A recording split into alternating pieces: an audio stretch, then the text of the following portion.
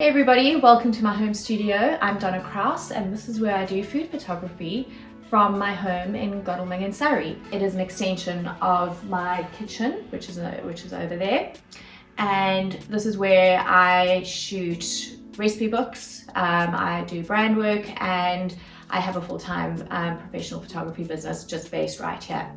So what we're going to be doing today is just running through a few tips and styling around food photography, which you will be able to do in your own home. I'd like to show you the fact that you really don't need a professional studio set up with proper rigging and lighting and all white to be able to shoot from your own home. Today I have got a few items which I bought from my local farm store, so they're pretty generic, straightforward, easy ingredients to work with. Which you should be able to find in your fridge or in your pantry. You obviously don't need to use exactly the same ingredients that I'm using, but just go through your pantry and your fridge and see what you can find. You'll be amazed what beautiful pictures you can create just from simple ingredients from home. That being said, you do not need to be a professional chef or cook to be a food photographer. I know many food photographers who do a lot of beautiful images just based off things that they bought from the local farm store or their local supermarket. It's really just about enhancing that food to make it look beautiful and just adding some beautiful lighting to it. In terms of the lighting, I'm not really going to touch too much on that because Neil has done a really great video on lighting, which the basics still apply to what we're going to be talking about today.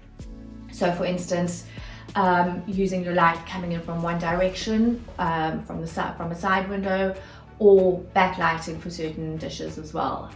So it's just really, I would suggest go back and look at the videos that Neil has done on home lighting and apply the same principles to what we're going to be talking about today. So today I'm going to be working with a Nikon Z7. Any camera is suitable, even your phone can create beautiful images. I have on, at this stage, I've got an 85mm lens on. I might be swapping to a 50mm lens later, but again, whatever lens you have, you can make it work. Anything from 50mm, 85mm, 105 macro, or 24-70, or just your normal kit lens will work perfectly with what we're going to be doing today. So for my first shot that we're going to be doing today, I'm going to be working with the eggs. And this one we're going to work in an overhead or a flat layer position. I've just basically used my eggs that I purchased yesterday from my local farm store. I found some wrapping from an Amazon delivery, and I've just found a few feathers from my sofa, which I've taken out and stolen just to add a little bit of authenticity to the eggs. And you could use an overhead tripod, but not everybody has access to them, and otherwise you can just stand overhead and shoot it directly from above. So I'm going to do that now for you, making sure that your camera is straight, as level as possible. My camera is set at 1000 ISO, 1/25 of a second, and I have it on f5.6.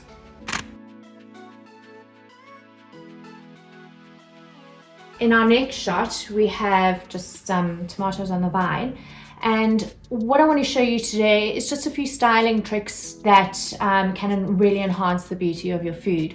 Now, one of the questions I get asked regularly as a food photographer is my food real? Yes, it is. All of my food is 100% edible. What we do is we do enhance it to make it look that much more delicious. So in this case, we have our tomatoes, which I've literally just taken out of the packet. And when I take a photo of that, that's really just pretty average. What we will do is I will come in and I will spritz them with a little bit of water, and this is water and a little bit of glycerin, and I will just give them a spray so that we get that just washed, dewy effect. And that will really add beautiful highlights to your tomatoes and make them give the impression that they're really nice and fresh and clean.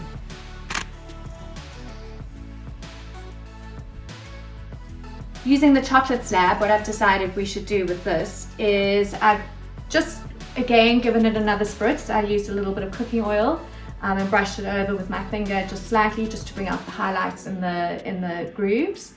And then I have a baking tray. Now these are really popular with food photographers. Old rusted scraped baking trays make great backdrops, and are actually really in high demand by food photographers. And what they do is they just add a beautiful texture to your background, which enhances the whole overall image. So all I've done is I've popped the slab of chocolate onto the baking tray. I'm going to photograph it as is. I can then choose at a later stage to either go in and in post-production and either crop right into the slab of chocolate, or I will keep it as negative space around the chocolate slab, which is really powerful and really a really nice way of showing a whole image. And in our final image, I'm going to be working with the bread. Just literally taken it out of the bag that I purchased it in yesterday. And what I've done is I've just got a little bit of flour from my cupboard, sprinkled it around to give it that really fresh, authentic, just baked look. And then I'm going to grab a family member and I'm going to get them to come in and pose, because I pose with their hands, because I really like hand shots. I feel that it draws the viewer into the picture and makes them feel more connected to the food that we actually are sharing. And it just gives it a nice alternative look. If you really don't know what you want to do, always just pop it into somebody's hands or your own, and try and photograph it that way.